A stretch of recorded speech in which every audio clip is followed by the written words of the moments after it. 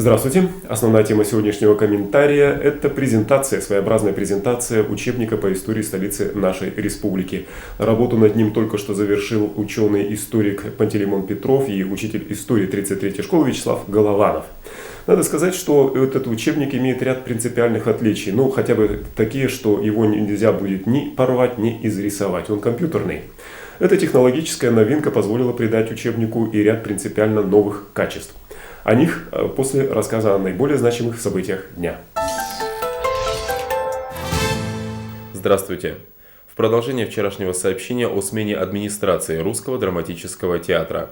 В четверг коллективу театра был представлен исполнительный директор Андрей Шубин. Нынешний руководитель театра Иван Подойницын будет оставаться в должности до конца театрального сезона.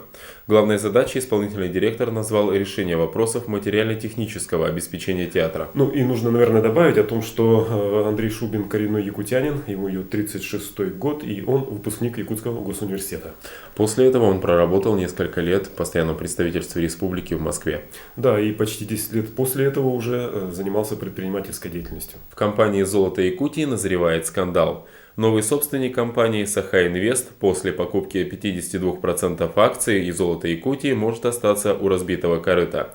Дело в том, что нынешние менеджеры ювелирной компании спешно выводят активы. Проще говоря, распродают имущество самим себе. А такой разворот событий вряд ли, наверное, устроит «Саха-Инвест», ведь для чего она, собственно говоря, покупала ювелирный завод?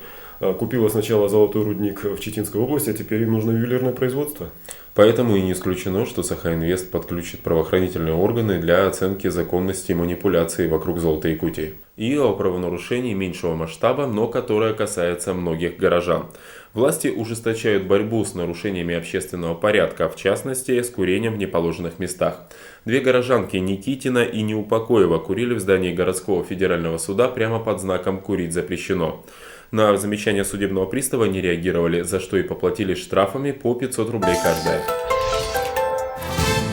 Итак, по поручению Управления образования Якутска только что завершилась работа над созданием учебника под названием «Здравствуй, Якутск». Это своего рода аналогия Московии, так именуется учебник по краеведению столицы Российской Федерации. Есть аналогичный учебник в Санкт-Петербурге, а также в ряде других крупных российских городов. И вот теперь и у Якутска появился такой вот тоже учебник. Работу над ним закончили и ученый-историк Пантелеймон Петров, и учитель истории 33-й школы Вячеслав Голованов. Еще раз повторю, что это компьютерный учебник, то есть над ним нельзя будет ни изрисовать его, ни порвать, ни каким-то образом истрепать, как это часто происходит с обычными бумажными учебниками. И это отличие далеко не единственное. Вячеслав, история всегда была таким политизированным предметом, если уж говорить о предмете, и вообще о явлении, скажем, изучение истории, оно всегда было с такими подходами, обязательно непростыми. В вашем учебнике политика в чем? Наша политика – это гражданское воспитание. Вот самое главное сейчас – это недостаток гражданности, который надо преодолевать. Все-таки подход к индивидуальному развитию ребенка, он ни в коей мере не умаляется. Гражданственность – это ощущение связи себя с окружающими. Потому что для большинства детей, он появился, ему кажется, вот так все и было. То есть он не связывает с прошлым. А наша задача была преодолеть этот отрыв от прошлого, чтобы каждый будущий горожанин понимал, что все это появилось не просто так и не сразу, что это множество поколений людей, которые работали, которые внесли свою душу, вложили свой талант, чтобы преодолевать эти сложнейшие условия, в которых находится наш город и наше городское хозяйство. Например, такие разделы, как свет, тепло, вода. То есть ставится непосредственно проблема, и она рассматривается в развитии. Сначала, как появились первые, положим, тут источники освещения, как жители, горожане раньше освещали свои жилища. Потом постепенно появление электричества и современные проблемы. Это очень важно. Человек начинает осознавать и понимать весь этот скрытый от обычного человека механизм функционирования городского хозяйства, очень сложного, который каждый фактически работает круглосуточно. И чувство уважения к этим людям, и чувство, так сказать, все-таки действительно такой вот сопричастности к процессу содержания городского хозяйства в тяжелейших условиях. 6-7 класс все-таки такой достаточно возраст еще, ну скажем, младенческий, когда там должно быть красиво, интересно, занимательно, может быть, даже не только познавательно, что прежде всего вы, конечно же, добивались. Я думаю, здесь большую работу провел и Андрей Эдуардович Климов, который организовал дизайн и оформление, вот, подбор оформительского материала для учебника. Потому что первая и главная задача была, чтобы учебник смотрелся красочно, чтобы он не был скучен. Ну, с моей точки зрения, если говорить об интересе, о том интересе, который можем мы с вами увидеть на этих фотографиях, то это, конечно, начиная с общих обзорных фотографий. Вот если ребенок может, предположим, на этом объекте, на этой фотографии найти, ну, положим, свою школу, предположим, да, вот, отметить, предположим, какой-то маршрут, там, по которому он движется, там, предположим, да, или какое-то целевое такое место, какой-то район выделить. Поэтому... Кстати сказать, квадратом обвели мой дом. Попалось как здорово. Вот. И такие вот, потом непосредственно мы уже переходим непосредственно к отдельным так сказать, элементам. Вот, предположим, отдельно проводить уроки, в которых ну, ребенок там элементы какие-то, вот, ну, вот, башни, предположим, да. Чисто архитектурные. Да, архитектурные элементы, которые вот можно там выделить каким-то отдельно так. То есть вот компьютерная версия учебника, она необходима, конечно.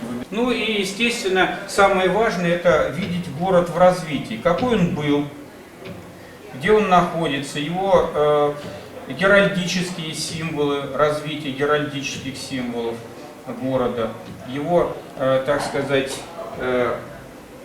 климатические условия, в которых он находится, какие-то очень важные, так сказать, места, связанные с городом, развитие отдельных микрорайонов, перспектива развития. Вот, например, если мы посмотрим главная площадь города, вот сейчас, минуточку, вот, предположим, площадь Орджоникидзе в 61 ну это еще старая. Да, в 61 году.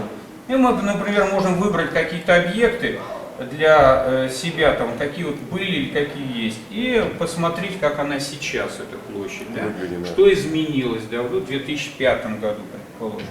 Или, предположим, вот здание казначейства, и как вот оно сейчас происходит, его, так сказать, изменения в лучшую Ну, с казначейством, кстати сказать, вы уже опоздали, получается. Ну, опоздали, его да, реконструировали. потому что мы меняем город, вот он, ну, город как живой организм, очень Ну, кстати сказать, ведь если это компьютерная версия, то ведь ее достаточно легко будет менять. Очень легко, да, потому что берется просто фотографию просто аппарат поменять и и все. потому что это все, Да. конечно, меняется. Вот видите, вот В отличие от было, печатного, да. да, вот, например, Кружало как было. кружало, да, а вот мы современный вариант и так далее. Кстати, очень вот обратите внимание, вот, например, такой замечательный момент.